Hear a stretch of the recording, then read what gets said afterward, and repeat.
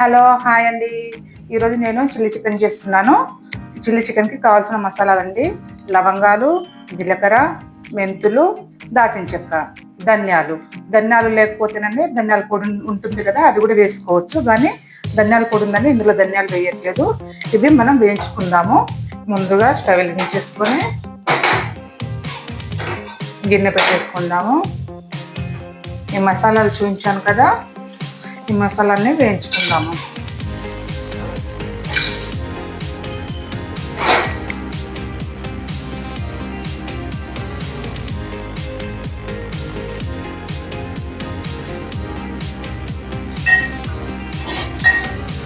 ఓకేనండి, స్టవ్ బంద్ చేసుకుందాము. వేడి చేయాలి.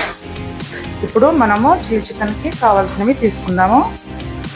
ఇదిగోండి, చిల్లీ చికెన్కి పచ్చిమిర్చి శుభ్రంగా కడిగి మిక్సీ పట్టుకున్నాము. ఇవేమో బారుగా చీల్చుకున్నాము సన్నగా. ముక్కలు శుభ్రంగా 1/2 kg ఉందండి చికెను, శుభ్రంగా కడుక్కొని పెట్టుకున్నాం కదా.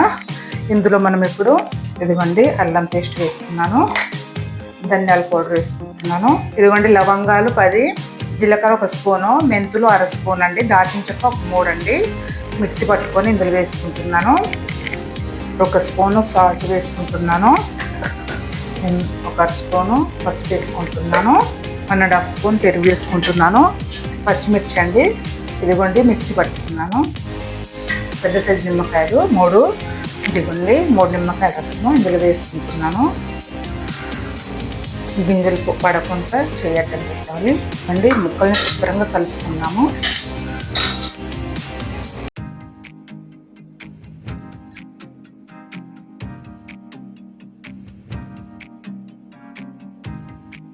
ఇప్పుడు స్టవ్ వెలిగించేసి గిన్నె పెట్టేసుకుందాము.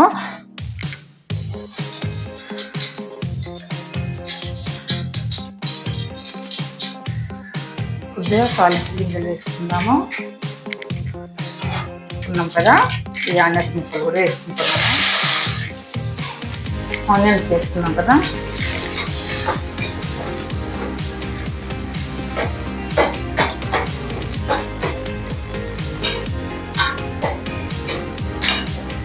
వేగనిద్దాము. A few moments later. మూత తీసి తీసుకుందాము.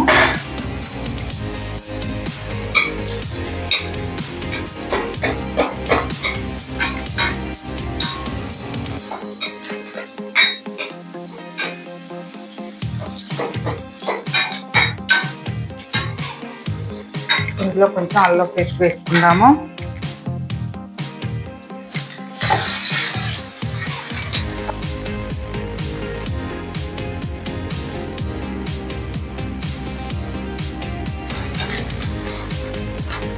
అల్లం పేస్ట్ పచ్చివాసిపోయేంత వరకు ఒక 2 నిమిషాలు మగ్గనిద్దాము. A few moments later. Okay, మూత తీసి చూద్దాము. 2 నిమిషాలు అయిపోయింది. ఓకేనండి, ఇదిగోనండి మనం అన్నీ కలుపుకొని పెట్టుకున్నాం కదా, ఈ ముక్కల్ని ఇందులో వేసేసుకున్నాము.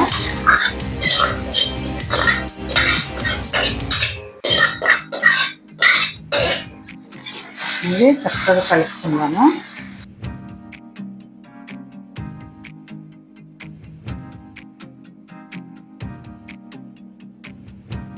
ఇలా కలుపుకొని పక్కన పెట్టేసుకున్నాము. ఒక 5 నిమిషాలు హై ఫ్లేమ్లో ఉడకనిద్దాము. A few moments later. మూత తీసి చూద్దామండి. ఓకే, ఉడుకుతుంది. ఇందులో కొద్దిగా కరివేపాకు వేసుకుంటున్నాను. సూపర్ ఉంటుందండి అసలుగా. కరివేపాకు వేసుకున్నాం కదా,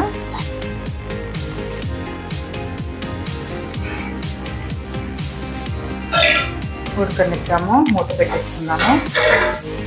A few moments later. మూత తీసుకుందామండి. ఓకే, ఆల్మోస్ట్ ఉడికిపోయింది కూడా. ఉడికిపోయినట్టే కర్రీ.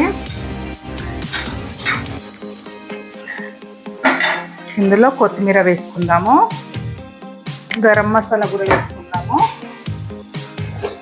ఓకేనండి, అయిపోయింది. ఎమ్మీగా సూపర్ ఉంటుంది. గ్రేవీ కానీ కర్రీ కానీ సూపర్ ఉంటుంది చిల్లీ చికెను. మీరు కూడా ఒకసారి ట్రై చేయండి. Simple process. ఓకేనండి బాయ్. మూత పెట్టేసుకొని స్టవ్ బంద్ చేసుకున్నాము. కర్రీ అయిపోయినట్టే.